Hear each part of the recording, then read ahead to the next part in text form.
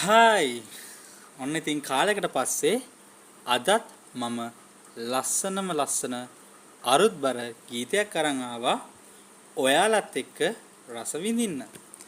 අද අපේ ගීතය තමයි වියෝ වූ පසුවයි දැනෙන්නේ ගීතය. ඉතින් මතක් වෙන්නත් එක්ක මම පළවෙනි පැදිපෙළිය ගායනා කරන්නම්. මතකද කියලා බලන්නකෝ. වියෝ වූ පසුවයි දැනෙන්නේ ප්‍රේමයේ අභිමන් හැඬුදා කඳුලයි දකින්නේ සිනාවේ සරදම්. මොකද්ද මේ සුනිල් එදිරිසිංහ මහත්මයා විසින් ගායනා කරන ලද වියෝ වූ පසුවයි කියන ගීතයේ පසුබිම. ඉතින් අපිට බැලූ බැල්මට මේක තරුණයෙක් සහ තරුණියක් අතර තිබුණ ආදර සම්බන්ධතාවයක අහිමි වීම නැත්නම් තමන්ගේ ආදරවන්තයා හෝ ආදරවන්තිය අහිමි වීම වගේ අදහසක් පළමු පැදපෙළියෙන් අපිට ආවට මේක ඇතුලේ තියෙන්නේ මාර කාලීන සත්‍ය ඇත්ත. අපිට ලොකු තත්වයක් දීලා සහ අපිට ලොකු ගරුත්වයක් දීලා කතා කරනවා සහ අපිට ඒ ගෞරවය දීලා ඉන්නවා. එහෙම ගෞරවය දෙන මිනිහම පස්සේ අපිට අරූ මෙහෙමයි මූ මෙහෙමයි ඌ මෙහෙමයි කිය ඒ ගෞරවයෙන් කතා කරපු කටින්ම මේ විදියට කතා කරනවා. ඉතින් ජීවිතයේ ස්වභාවය ඕකයි. ඒ ජීවිතයේ කටුක සත්‍ය සහ කටුක ස්වභාවය පිළිබඳ අදහසක් දෙන්න තමයි මේ ගීතයේ වෑයම. වියෝ වූ පසුවයි දැනෙන්නේ ප්‍රේමයේ අභිමන් හැඬුදා කඳුලයි දකින්නේ සිනහාවේ සරදා. වියෝක් කියන්නේ එක්ක නැතිවීමක් එහෙම නැත්නම් ජීවිතයෙන් සමුදීමක් වගේ අදහසක් නෙන්නේ. ඒක සරල අදහස. දැන් ඔයාලා බලන්න සමහර මිනිස්සුයෝ ඉන්නවා එයාලා ජීවත් වෙලා ඉද්දි අඩුම ගානේ හරියට කෑමක් බීමක්වත් ඒ මිනිස්සයන්ට නැහැ. හරියට ඇඳුමක්වත් නැහැ. නමුත් මැරුණාට පස්සේ බදාගෙන අඩන්න සෙනග ගොඩායි. පුදුම ආදරයක්. ලස්සනට මිනි පෙට්ටියක ලස්සන ඇඳුම් අඳලා ලස්සනට මේකප් කරලා හරිම ලස්සනට එයාව පිටත් කරලා හරින. හැබැයි ජීවත් වෙද්දී කිසිම අගයක් නැහැ, වටිනාකමක් නැහැ.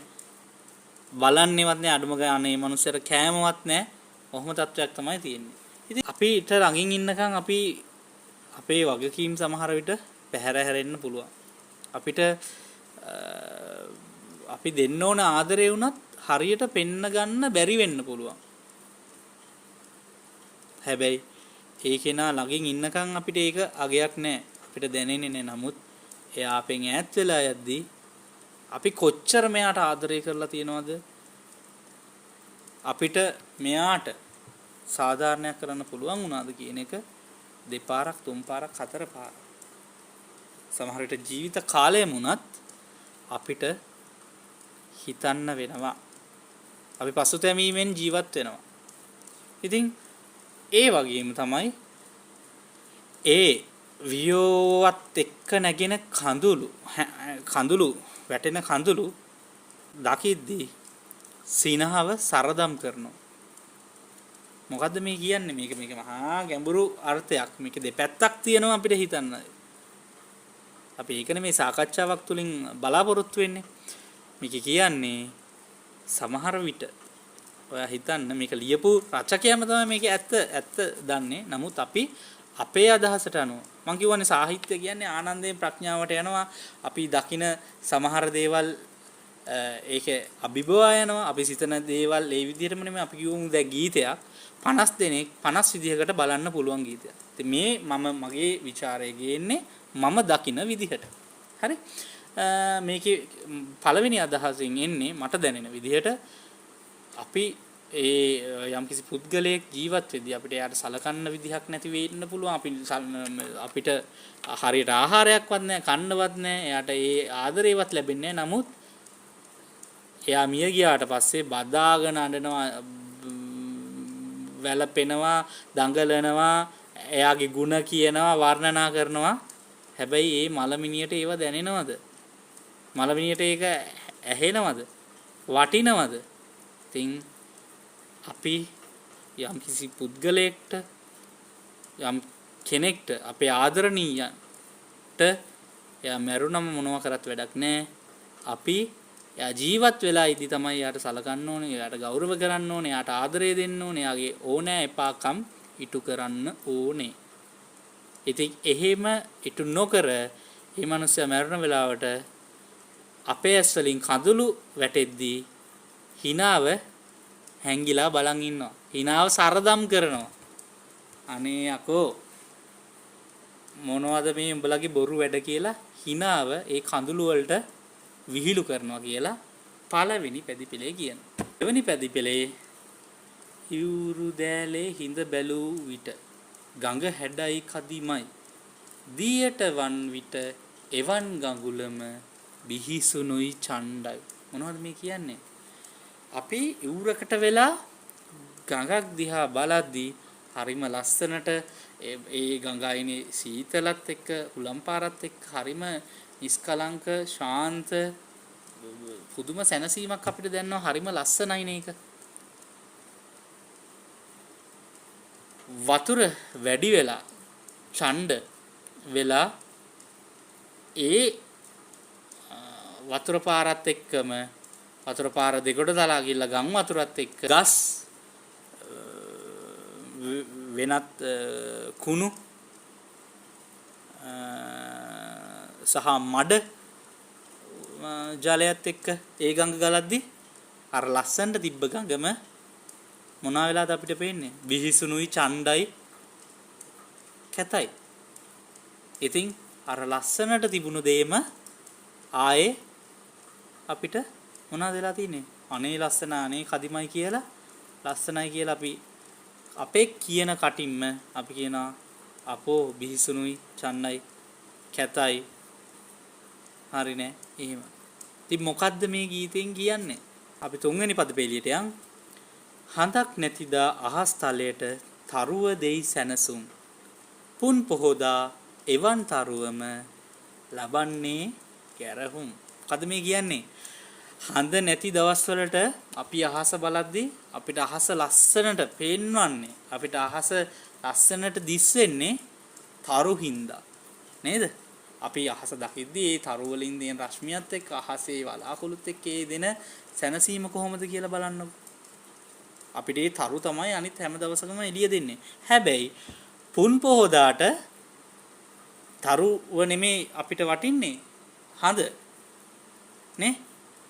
ඊට පස්සේ අපි පුන් පොහොදා දවසට අම්බෝ බලන්න අර හඳේ ලස්සන මාර ලස්සනයි කියනවා. අර හඳ නැති දවස් වලට අපිට ආලෝකයේ දෙච්ච අපිට ඒ සැනසීම අහස බලද්දී අපිට පෙනුන ලස්සන දුන්න තරු වට අපි ගරහලා හඳ ශෝමාරයි ලස්සනයි අම්බෝ හඳේ තියෙන එළිය කියලා හඳට ආවඩනවා.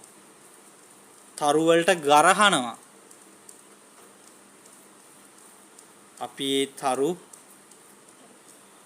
ලස්සනයි කියපු කටින්ම ආයේ තරු නෙමේ හඳ තමයි ලස්සන, හඳ තමයි මාරම කියලා කියනවා. මොකද්ද මේ පද්‍ය පන්තියේ කතා වෙන්නේ? අවසාන වශයෙන් මට තේරෙන විදිහට අපි අහලා තියෙනවා අටලෝහ දාම ගැන. නින්දා ප්‍රශංසා, ලාභ පාඩු, යස අයස නේ.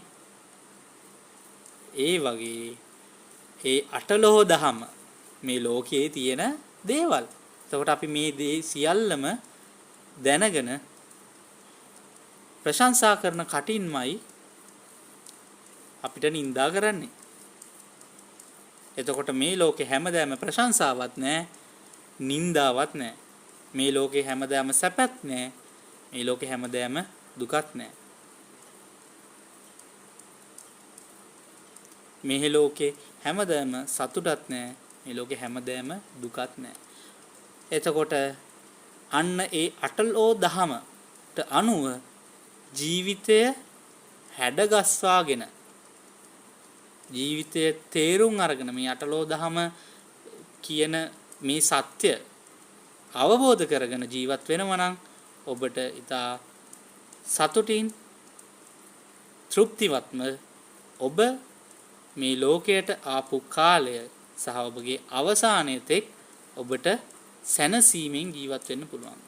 ඉතින් ඊටමත් ලස්සන ගීතයක නිමාවත් එක්ක අපි එනවා තවත් ගීතයක් අරගෙන. අනිවාර්යයෙන්ම ෆලෝ කරලා තියාගන්න, සබ්ස්ක්‍රයිබ් කරලා තියාගන්න.